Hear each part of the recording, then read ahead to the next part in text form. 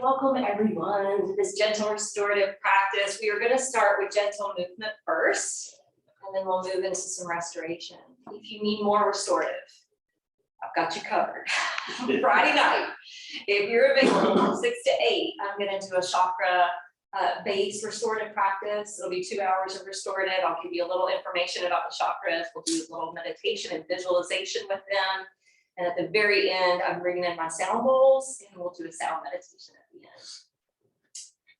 So for today's practice, I was inspired to look up a story that I had never looked up before. And it was all due to giving someone Reiki over the weekend.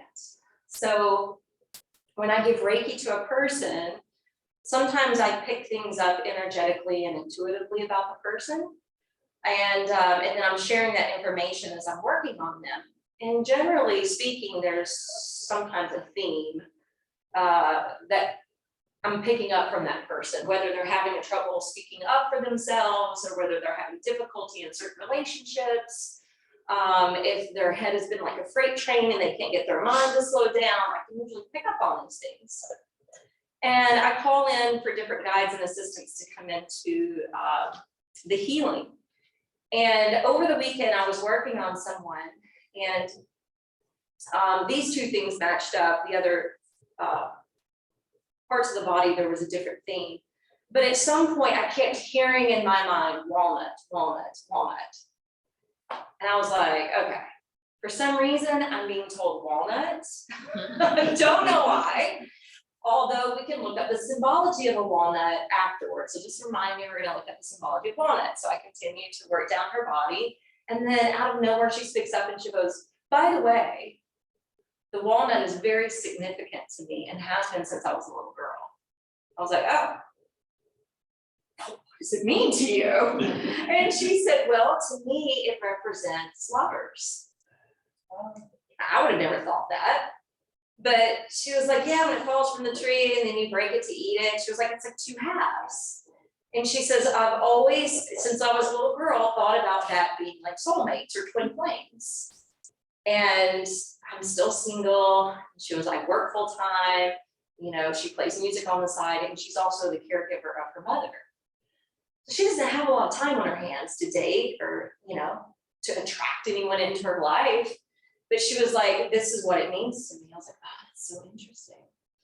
And so on the second side of her body, there's a point where I'm holding the right hand where I always ask for a Hindu deity to share something with me. And usually it's symbolic. Usually it's an animal or I know the symbology of, or if it's the deity, like I know the symbology of the deity or I know what area of the body it governs. And so I'm able to get the message, right? And so when I asked for that on the right hand, it showed me a vision of Krishna and Radha swinging. And lots of times when you look up Krishna and Radha, you'll see the depiction of them swinging, but I've never heard the story. And I'm telling her, I'm like, oh my goodness, I've never had Krishna and Radha show up except one time. And the one time they showed up, they were actually being parted from each other and weren't returning to each other. And I realized after the conclusion of that session, when I was talking to the woman and I was explaining all the things I picked up, she was going through a divorce and they were being, and that's the vision I got was them being separated because they're the lovers. And I'm like, I was like, I don't know how to interpret this because I'm not psychic. I just pick up messages, but I think the message is showing me your person's coming and it's going to be blissful because they're blissfully swinging together. I don't know if that's right or not. We'll see because again, I'm not psychic. I don't know.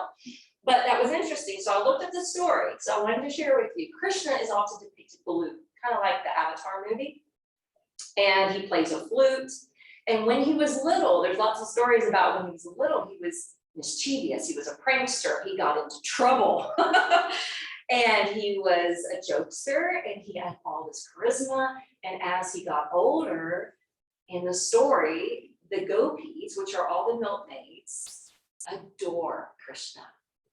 Every time Krishna is around, all the milkmaids are like, I kind of think of like the people, how they reacted with the Beatles, all the young girls, Krishna is the way I picture it. And so he had all these flocks of girls just wanting him. But they were always kind of following behind him, and he discovers this beautiful Radha. And Radha starts this love affair with Krishna. And no matter how many women or girls were around, he had his eyes set on Radha. She was the one. And so during their love affair, he decided he was going to take her to this festival called the Juman Festival, if I'm pronouncing it right. And it's at the end of August, typically after the sweltering heat of the summer in India. And this is a swinging festival, not swinging as in couple swinging. This is swinging as in actual swinging. And so what they do is they create all these swings hanging from trees or whatever, and they decorate them. And they decorate them with vines and flowers and jasmine and anything fragrant. And they throw rose water on each other. And this festival is still celebrated today in India. And when you go to any of the temples in India that are towards Radha and Krishna, they have these swings outside. So anybody coming to the temple, if they want to pay homage to that divine love between Krishna and Radha, then they'll swing. So anyway, we're going to be doing a pose today, because right after I read the story, I thought, how interesting, there's not a Krishna pose. Why is it there's Shiva poses? Why not Krishna? And so I Googled yoga pose for Krishna, and I was shocked to discover there is one that I've never seen in 22 years in a yoga class. I've never been taught this. I've never seen it in a yoga magazine, but I have seen it in Indian dance and storytelling. So we're going to do that pose today. It's kind of fun and different. All right, so we're going to start on our backs.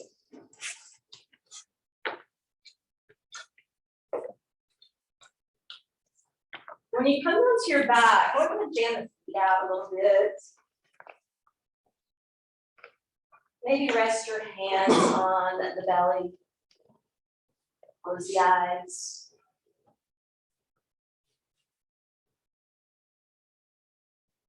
Just take a moment to feel the body and its contact to the floor. And on your out breath, really sink and surrender downward. Not just down through your back body, but down into yourself.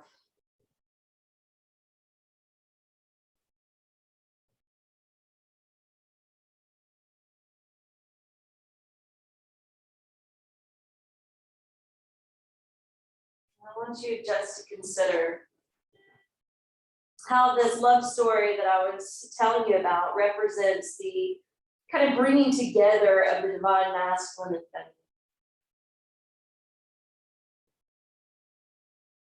But I want you to set the intention to find that love within yourself instead of seeking it on the outside. I want you to look at yourself as being your own twin flame, your own soulmate.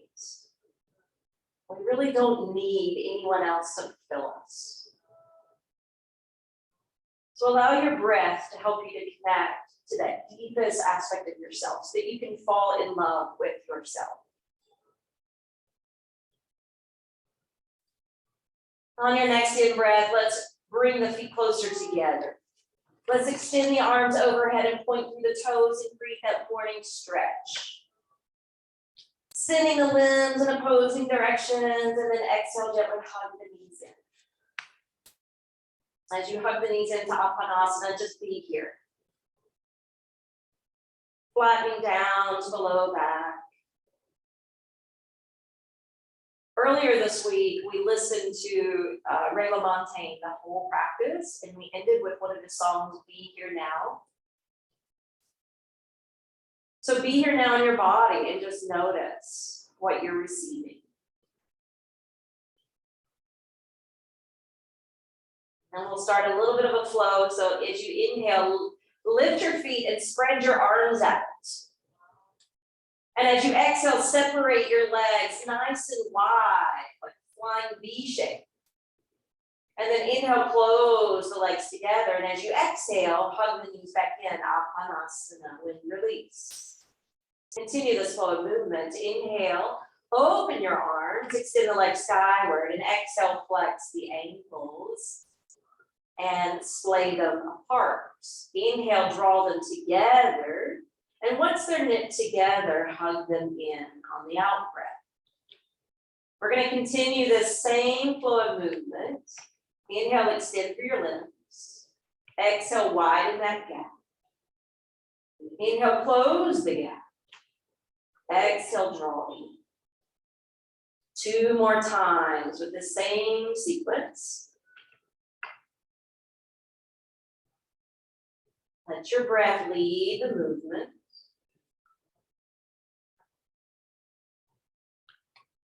Last sequence.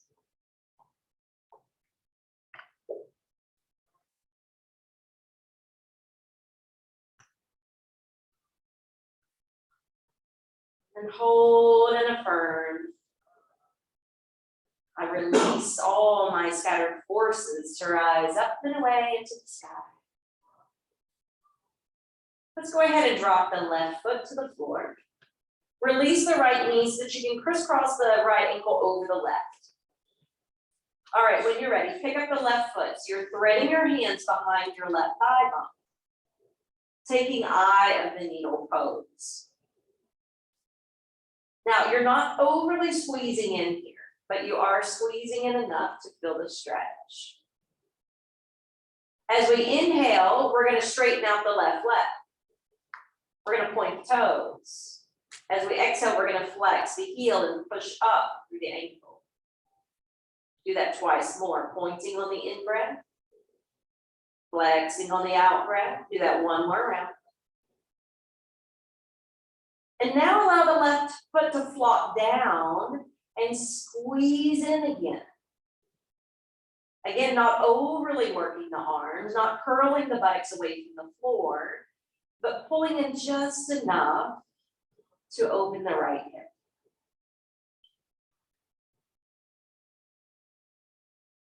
Let's breathe through that sensation. And allow this pose to cut through any kinks, knock down any barriers, to break through any stagnation, so that the floodgates of energy and circulation can open up, flow more effectively.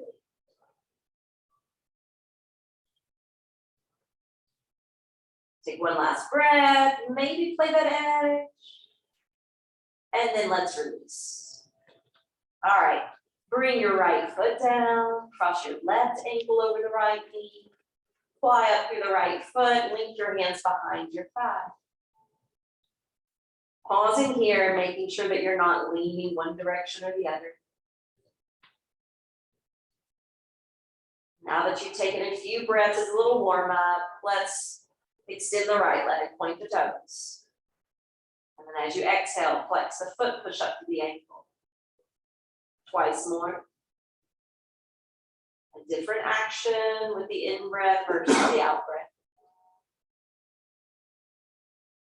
And then let the right heel flop down, gently hug and squeeze in.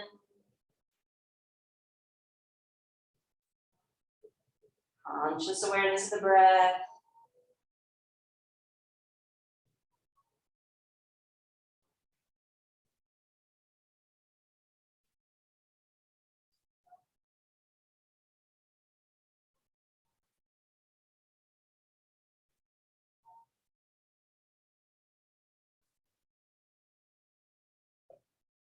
Last breath.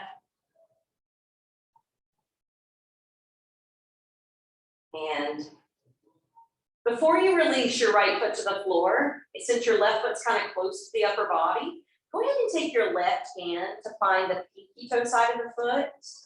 And then once you have the edge of the foot, go ahead and drop your right foot back to the sticky mat. And then bring that left ankle over your left knee. So you're doing like a happy baby pose. So the left hand is pulling the foot down, which drives the knee down, which opens up a different segment of the hip. All right, now extend your right leg out, but let it hover above the floor. Squeeze the belly in, lengthen through the right arm, and peel the backside of the head off the earth. So you're coming into what we call lightning bolt pose. Now from lightning bolt pose, your right hand is gonna take a hold of your right heel. Your left hand's gonna cross over to the left knee, and you're pulling that shin in towards your chest line. Now, if you have the availability, you can hook the arms around the knee and the foot. And then at this point, see if you can slowly lower the back of your head, lower the right foot. And you're just kind of relaxing here. A supine form of pigeon. Hold for 3 more breaths.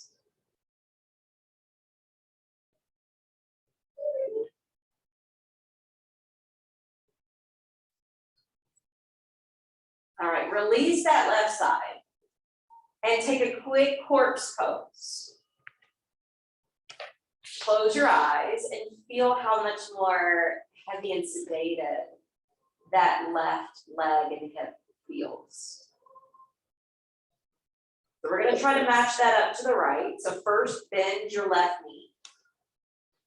Cross your right ankle again over the top of it. Pick up the left foot. We'll get into it the same way we did the earlier side. The right hand's going to come over to the pinky toe side of the foot. Once you remove the foot from the knee, the left foot can descend back to the mat. The right foot can cross over the right knee. You're gently pulling it down, half happy baby pose. I love this song, but not for this class. Let's switch it.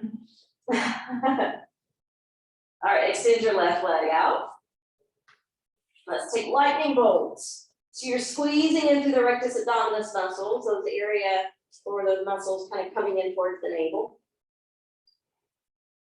When you're up this way, your left hand will take a hold of the foot, the right hand will release to the knee. So you can keep your hand hold here, or you can transfer to cradle hold. Squeeze it in towards your chest as you slowly lower down and back. Supine pigeon.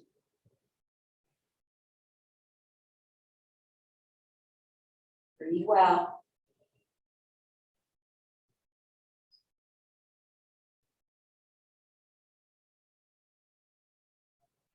Take about 3 more. So remember the supine pigeon, if regular pigeon gives you grief, especially with your knee. No, it's not as brutal for the knee if you have any issues there if you're on your back.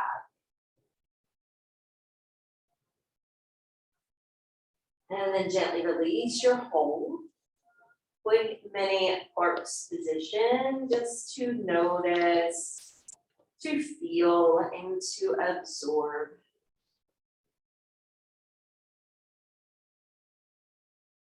It's going to bathe the energy generated.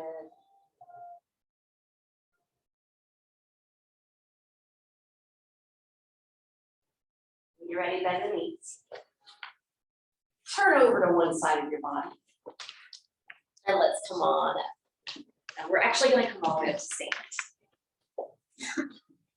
When we come up to stand, we're going to do more of a little bit of flow here.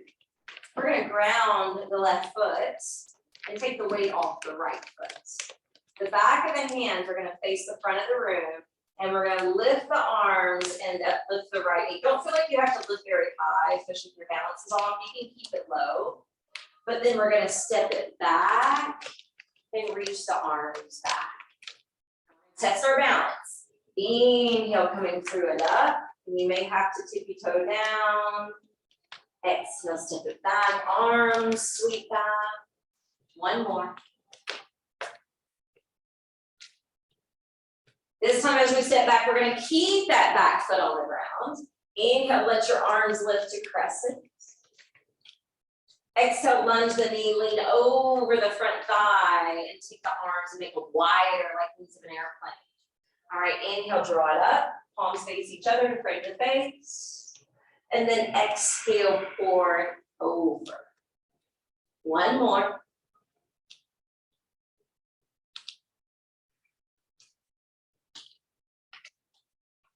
Now bring your hands to prayer position. Still lean over the front thigh.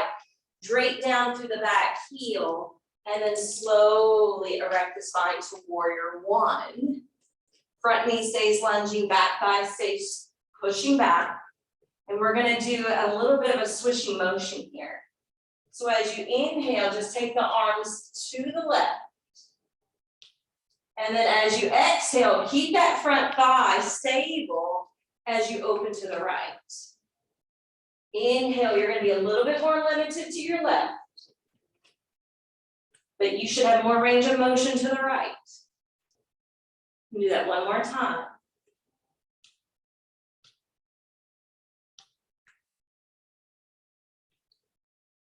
Then bring it back through center. Lift the arms up. Exhale, forward fold, hands down. Spin away from the back heel. Step it back into plank. Pause and plank, plucking the thighs up unless you need to lower your knees. Head stays up, neck in line with the spine. Rock forward with your feet, lower down all the way, and lower to your brow. Lift and lengthen each leg specifically. Shoulders roll back first, and then float your hands as you use your back strength to come up. Hold and breathe. It is a little difficult to breathe when we're residing on the muscle that controls the breath. But this is a good way to stimulate and to strengthen that muscle.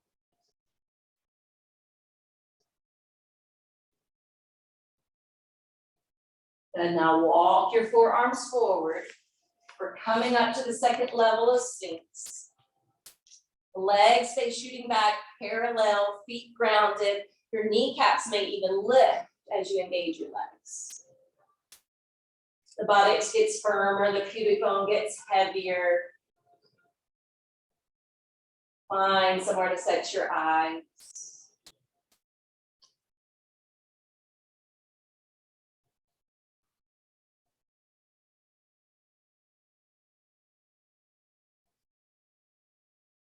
As you exhale, hands slide back, forehead comes down.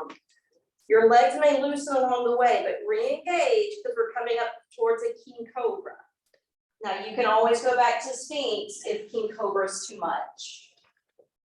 We're taking the back bend at 3 levels today. Yeah, stay lower if you need to. Broaden the collarbones, broaden your chest if you're lifting.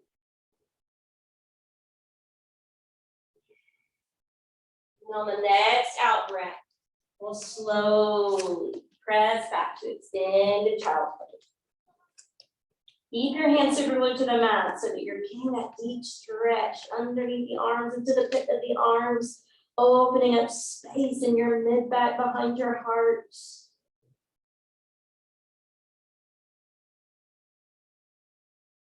Affirming here that our prayers for all of mankind to live in harmony and peace. Inhale, rock up, hands and knees. Exhale, downward facing dog. Pressing into the hands, lengthening back for your sits bones. Gazing in the direction of the feet. Steady, even breathing if possible. Finding the blend of lengthening and strengthening the muscles, finding the blend of effort and ease.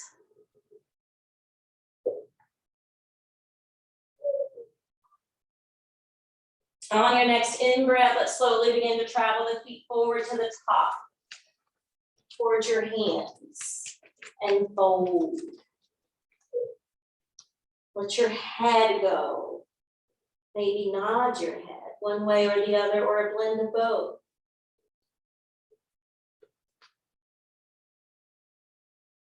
Softening the face, replenishing the face.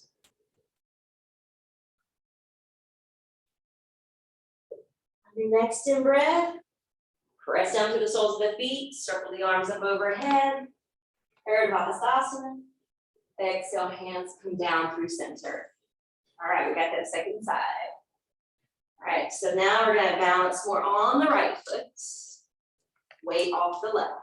Back of the hands come up with the knee. Remember, you're in control of how high or low it is. When you're ready, step back. Inhale, bring it up. Let's do that. Power through. This time, stay on the back foot, but we'll inhale, come to crescent. Exhale, take the arms wide as you soar out over the front thigh. Twice more. Last one. Hover here, hands to prayer at the heart. Turn down your back heel and slowly come up to warrior. The lower body is going to be more stable. The upper body will switch to the right as we breathe in, and we'll take it to the left as we breathe out.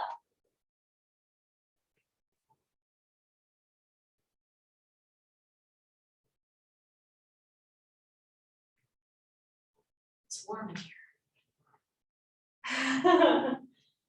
That's like this, it is. All right, come on down with your hands. Step back into plank. From plank, descend to your knees. Come down chest to half plank or Ashtanga, either way. Inhale, glide through to an upward facing dog, but with your knees on the floor, keeping it more gentle for the back. Exhale, rock and roll over the feet. When you return to Adho Mukha Svanasana, we're getting ready to move into this pose, Natavarasana, which is a balancing pose, but I think you'll like it because both feet are still on the ground. When you're ready, let's walk the feet forward. Inhale to the top. Exhale, hands to heart. Okay, if by chance, you don't have to have blocks for this, but if you have blocks, you may want to set them up in front of you. And we're going to take the left foot kind of towards the center of the mat. And then we're going to cross the right foot over. And even though we cross the right foot over, the toes are still facing the same direction. Equally balanced on the feet, hands to the hips. And slowly hinge. Now this is where the blocks could come in handy. I wondered, I was like, I don't remember having a Scottish song. I kind of like it. Now, depending on whether or not you need blocks or just sitting your hands to the floor, it doesn't matter. But we're going to take the weight more into the left foot. So basically, you're trying to kind of lean your hips slightly right until you feel more weight in your left foot. Your right foot's still touching down, but it's not equal. There's no equanimity to the weight. And the reason for this is we're trying to stretch out the iliotibial band or the outseam of the leg. And this lines up with the gallbladder meridian. Things that irritate us, things that frustrate us, things that gall us, right? And we've had a lot of irritants the last couple of years. So maybe showing up. All right, let's slowly come back to the blocks, our hands to hips. Equanimity to the feet now, so that as you rise, you can uncross. You'll step your right foot to the center, hook your left foot over, and then start to fold. And again, testing the waters. Do you need the blocks? Maybe you do. Maybe you just need to have them as your assistant to come up and down with. But then shift your weight more to the inside of the right foot, leaning your hip slightly left, so that you can activate that strip in the body.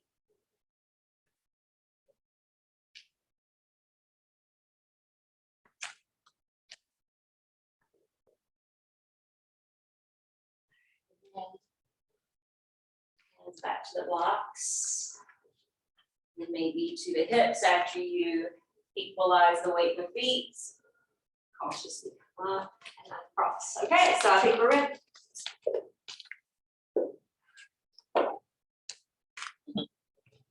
The last class I turned around, so I didn't want to confuse them. I'm going to face you this time. So cross your left foot over your right. Try to mirror you. And then you turn, you continue to turn the toes, yes, to face the standing foot. And you may or may not be able to get the heel down. Don't worry if you can't. It's no big deal. In fact, I'm not going to lower the heel. I'm just going to keep it up. Then we're going to lean the hips to the right. Take the arms out to the left. Pretend you're playing the flute. I mean, not really, but like, you know, the fingers are kind of doing pretty little mudra. So this is the pose where he's playing his flutes. And again, you'll see this a lot in Indian dance and storytelling, representing Krishna. All right, let's release. New pose for me. We hope it's new pose for you. Cross the right foot over. Yeah. And then lift the heel and turn the knee out, hip out. And maybe you can lower the heel. I'm not lowering it in this class, but you can try. Lean the hips now to the left. Bring the arms out. So hopefully you can feel this. Do a low back in the head. If not, maybe you're just open and free in that area anyway. So you're good, you're golden. Good, and release. Awesome, that's the new pose.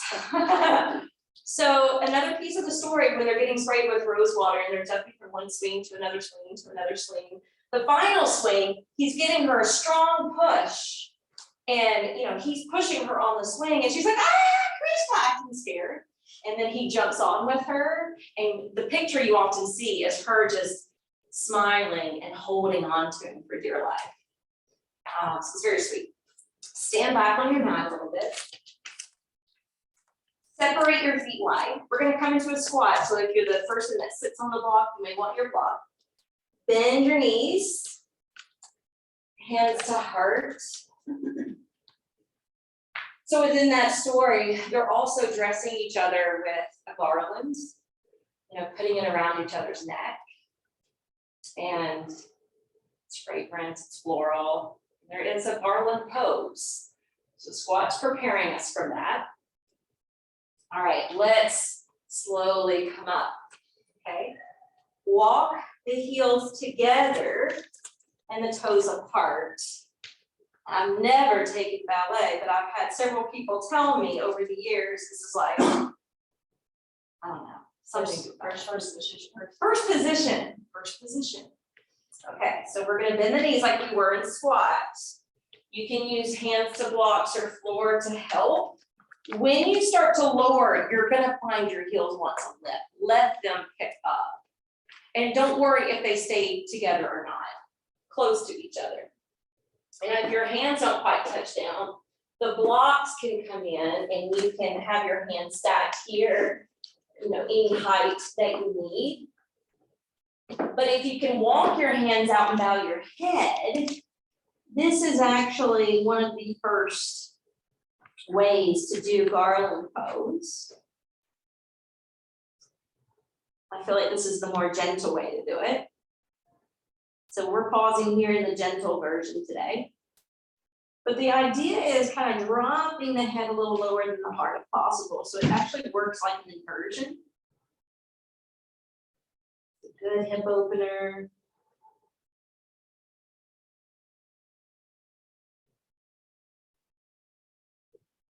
Three more breaths.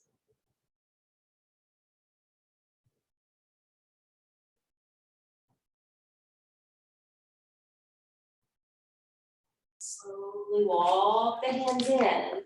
Carry one hand behind your back so it can catch you as you slowly sit down.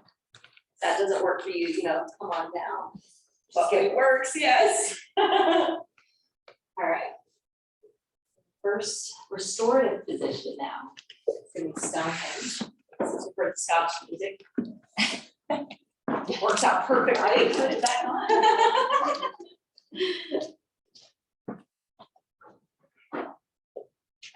I really need to play around with ringtones because mine are terrible. My alarm is terrible. I hear such cool ones in here. I need a yogic one. Get a little closer. We'll prop your legs up.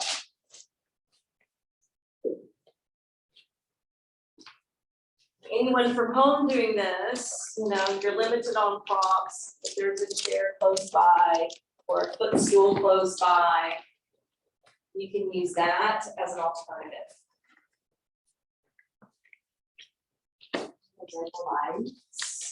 Would anybody like a towel for the eyes?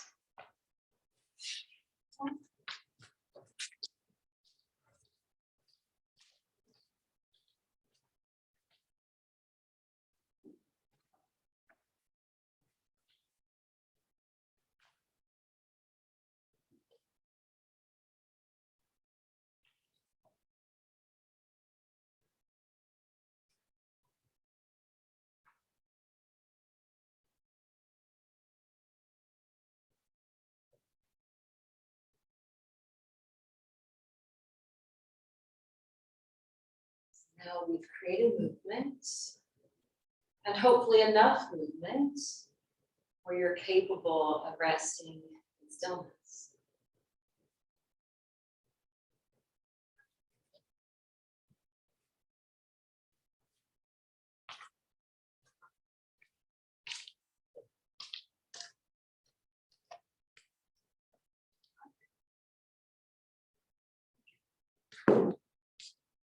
Switch.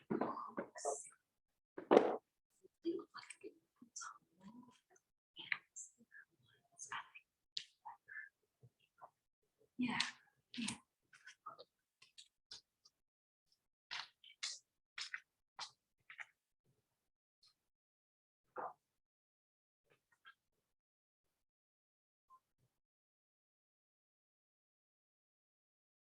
Sometimes it's kind of fun when you've been doing movement, and all of a sudden stop.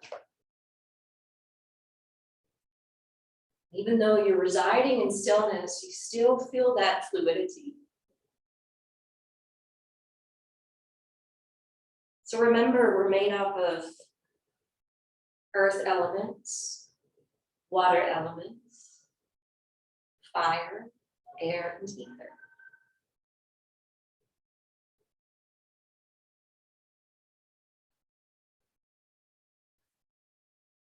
Even though there may be movement coursing through the body,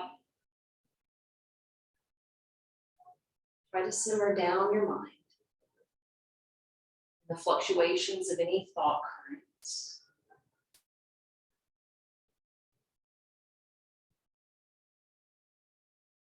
Try to stay a little bit more interested in the space in between.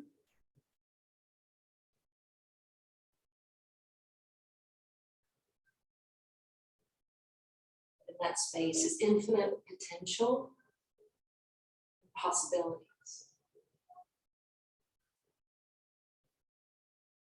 And it's within that space we can feel and experience a deep, profound love.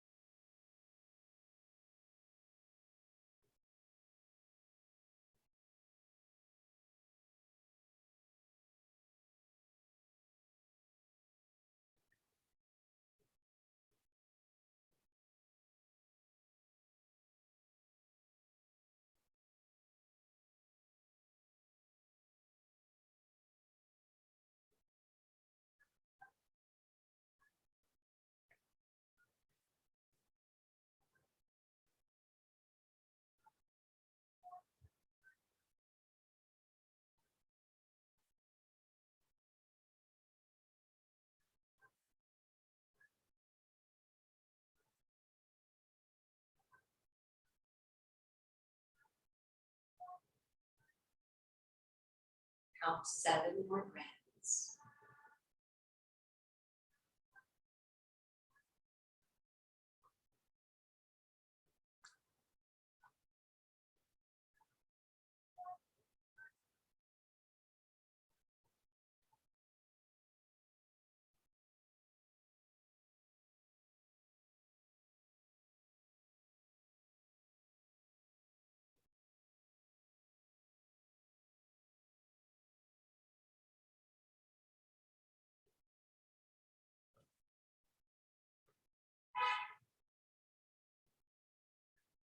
Another restorative pose to place you guys in. So if you've arrived to 7, let's go ahead and hug the knees.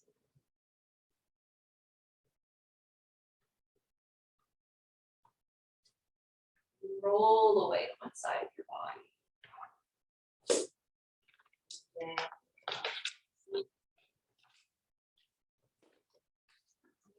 Take a seat. We're gonna take the blocks, one on the medium height, one on the smaller height, shaped kind of like a T. Sometimes we take it taller, but I want you to be lower today because you're at a 30-degree angle or more, your body responds quicker towards relaxation. So I think this angle would be better. And if you have a blanket and want to cover up or roll it up underneath your knees, you can.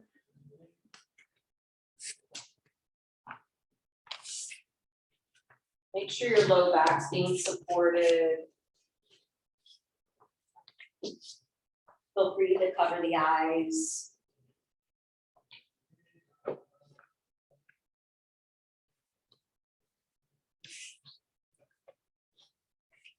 So some of you know Amy Barnes, who is a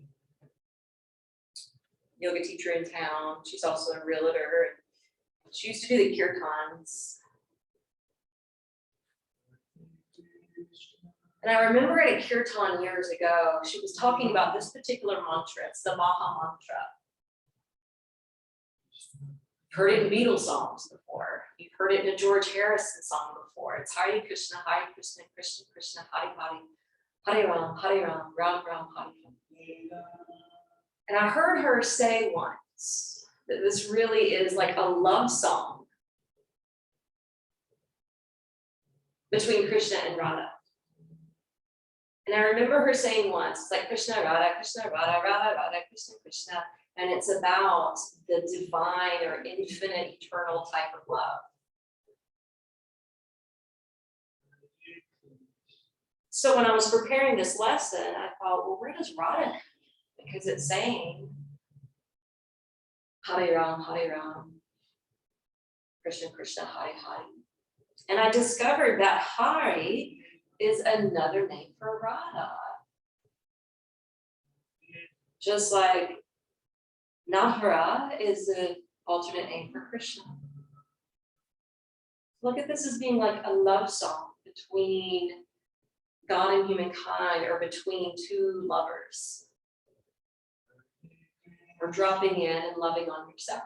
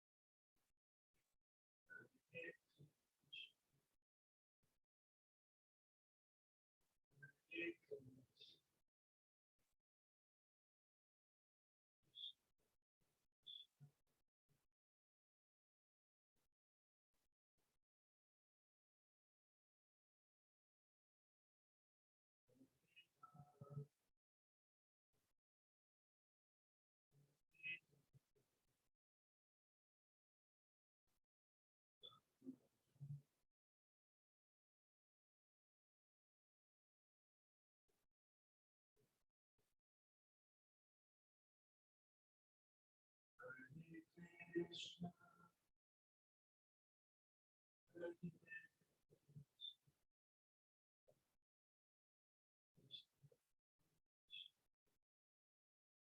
a couple ways to exit this pose.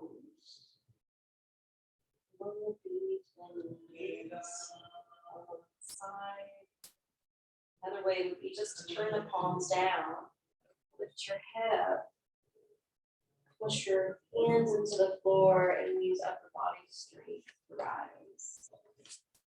We're going to use the bolster. Sit on it.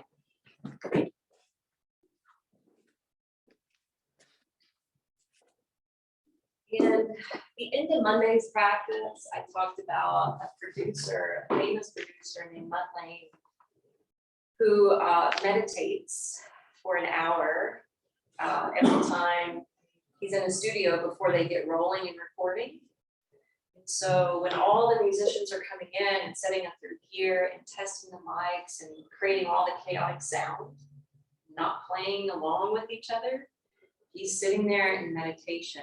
He's trained himself to be able to tune out the noise and to get mentally focused so that when he is ready, when the musicians are ready, they can start rolling and he's got this fresh mindset. Well, in certain Buddhist traditions, they teach to have the eyes open in meditation, right? Just because we often want silence when we're meditating, it's not always possible. It is good to meditate with noise, although we're going to stop the noise for as much as we can. It's in our control. And I actually want us to gaze about 3 to 5 feet in front of us with the eyelids heavy, with the eyes cracked open. I want you to find something to look at. Stay lifted in your heart. You're still going to monitor the breath as it enters and exits. You can blink at any time. You can swallow at any time. Because when we meditate, the energy rising through our concentration causes us to salivate. So swallow whenever you need to.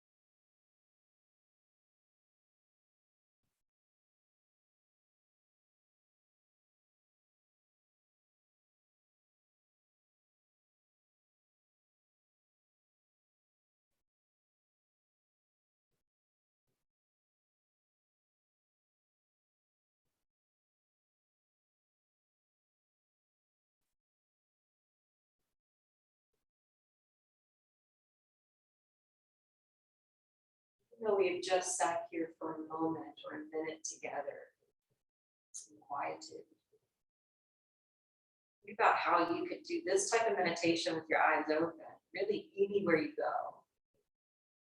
Whether it's in the middle of the stadium, watching a football game, you need to just tap in and tune everything out. Whether it's sitting around waiting in the airport, sitting on the airplane.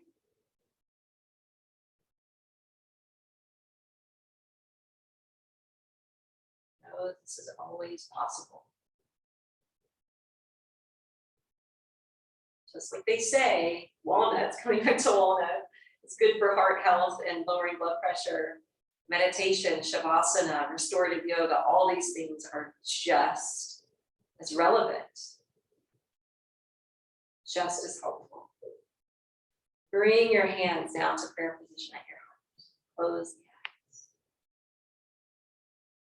May we all take the lessons learned on the mat off the mat. May we be a shining light to others as we apart. May we neutralize ourselves as much as possible so that we can be in that space of inner freedom and inner peace. Om Shanti Shanti Shanti.